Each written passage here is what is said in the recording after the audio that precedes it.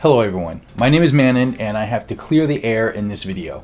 So immediately after posting my video on Is Wicca a Cult, I started receiving a blast back from the pagan community. Let me be clear about the context of the video I created. The inspiration for my video was because I was recently called out by a Christian as being a cult leader because of my videos about Wicca and witchcraft. The person meant this as a negative remark, referring to me as an ultimate leader who has thousands of followers, who I lead blindly and through manipulation to do things for me, and our special little cult that I have going. As we all know, this is not true. Anyone who watches my videos is free to come and go as they please, and I don't tell anyone what to do or how to do it.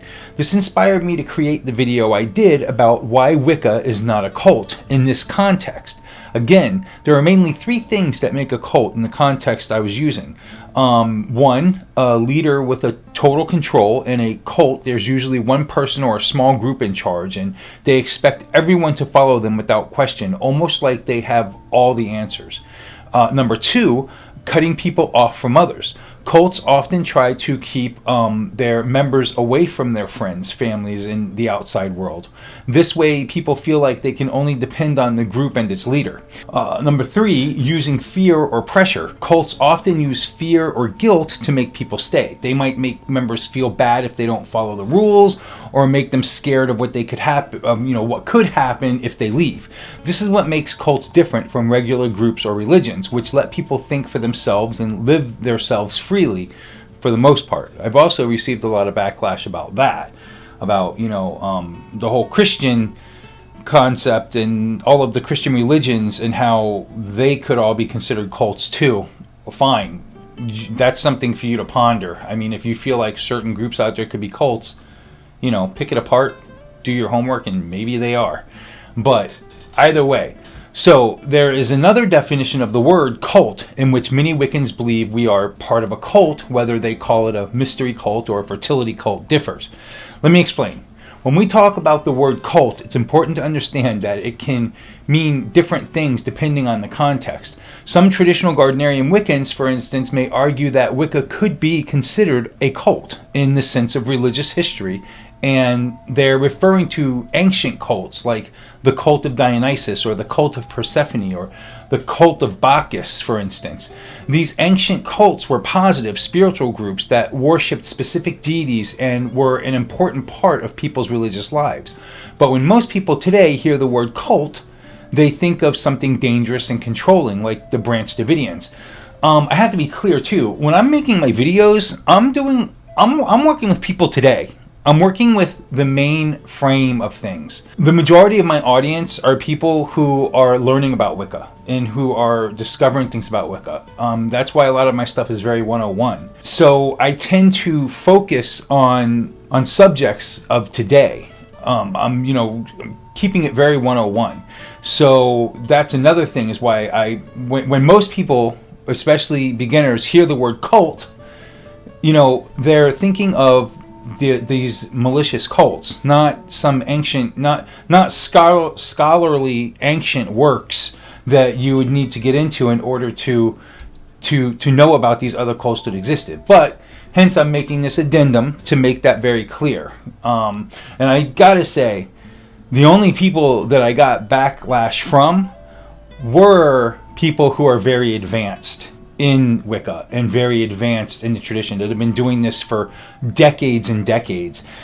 So anybody who's just been doing this for a few years or even 10 years, they didn't even think twice about it, But anyway, so let's break down the difference between these two types of cults so it makes sense.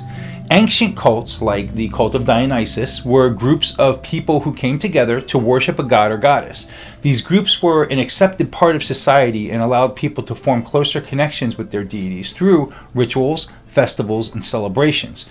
For example, the cult of Dionysus in ancient Greece honored the god of wine, fertility, and theater through joyful celebrations. These cults were often spiritual, positive, and helped people feel a deeper connection to their faith. On the other hand, modern day cults like the Branch Davidians are harmful because they tend to control their members, often through manipulation, fear, or exploitation. These types of cults usually have a single authoritarian leader who demands absolute loyalty and uses their power to isolate and exploit people, leading to negative and often tragic outcomes. So, when people refer to ancient cults, they're talking about a much more positive and accepted part of religious history. It's completely different from the negative connotation that the word cult has today, where it often, describes dangerous manipulative groups. Wicca, in the historical sense, might resemble these ancient spiritual cults that brought people together in worship, but it's far from the harmful, controlling cults that exist today, again, like the Branch Davidians or the Jim Jones cults. It's all about the context in which we use the word. And again, that video I made was the context of the Jim Jones and the Branch Davidians and whatnot. Gardnerian Wicca is often considered a fertility cult because it places a strong emphasis on the cycles of nature, particularly the themes of birth, growth, death, and rebirth, which are closely tied to fertility. Fertility cults throughout history have been about honoring and celebrating the forces of life, growth, and reproduction, things that ensure the continuation of life, both in nature and in human society. In Gardnerian Wicca, this focus on fertility is not just about human reproduction, but also about the fertility of the earth, the seasons, and the balance of natural forces that sustain all living things.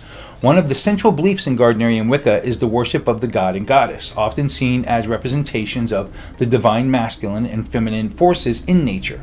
The goddess in particular is associated with the earth, fertility, and the cycles of the moon, while the god is linked to the sun, the wild, and the cycles of the seasons. Together, they embody the creative forces of life and death that allow the earth to flourish. The rituals in Gardnerian Wicca often reflect these themes, celebrating the fertility of the land during seasonal festivals like Beltane, which celebrates the union of the god and goddess and the blossoming of life, and Samhain, which honors the cycle of death and rebirth. These rituals highlight the connection between spiritual practices and the natural world, reinforcing the idea that fertility, whether of the land, of animals, or of human beings, is a sacred and vital force. In this way, Gardnerian Wicca connects deeply with ancient fertility cults that also celebrated life growth in the changing seasons.